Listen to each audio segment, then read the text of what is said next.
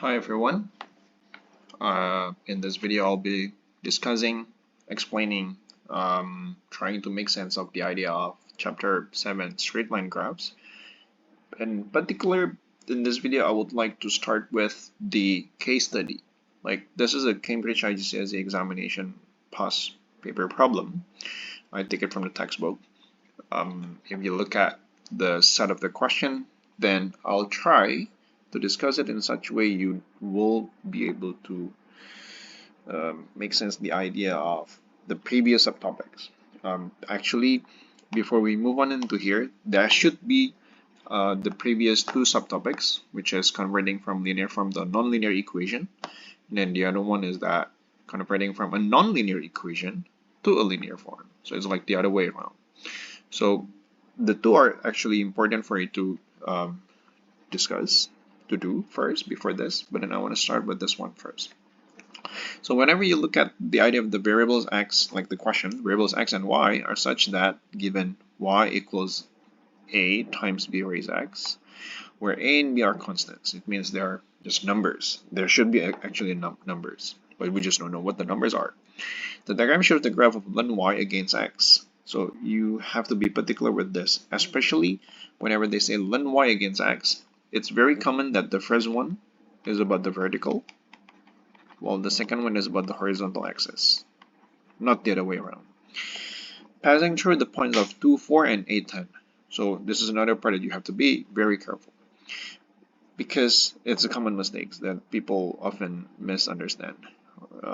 Whenever they say the ln y against x, it means the number 2 over here and the number 8 over here is representing the x, while the number of the 4 and the number of the 10, that's about the ln y.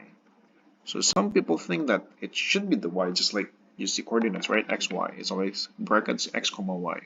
But that's not the case in this problem, for example. So that's why you see here, there's the label ln y, there's the label x, so it's not about the y and x. The y and x, their true relationship is not a straight line, but is actually exponential like this, a b raised x. So the two are different. So the job that they want us to solve here is that, so let's find the value of a and what is the value of the b. So the way we think of it is this. We want to think of it not just like simultaneous equations in the sense like some people might think, oh yeah, just put the two numbers in the equation. But then what are the equations? Because what we can tell is y equals a times b raised x. And then they already tell us it's ln y and x, right? That's the transformed relationship.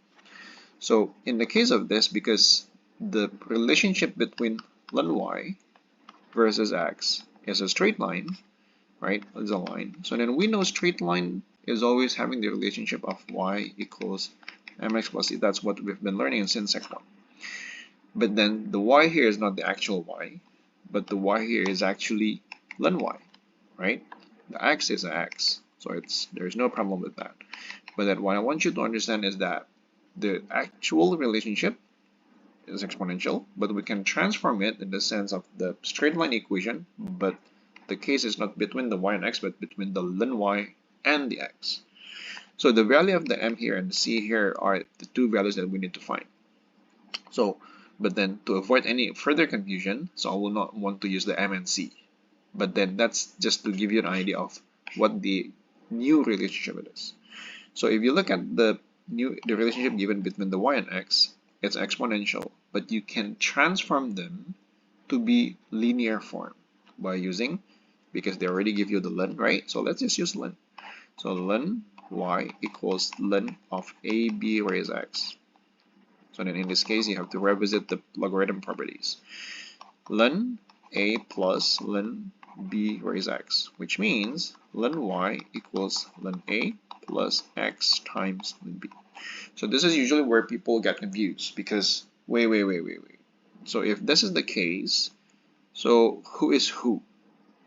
Like, that's why this topic is actually pretty simple, but actually also very confusing. So to borrow the idea of the y mx plus c over here, it's basically this guy is the y. this guy, because there is no x or there is no other variable, this will be the c. And in this case, the ln b is actually the gradient, while this guy is the x, like the independent or variable or the horizontal axis variable. So when you want to find the value of the ln a and the a and b, sorry, so you have to use the 2 points, right? The 2, 4 and 8, 10.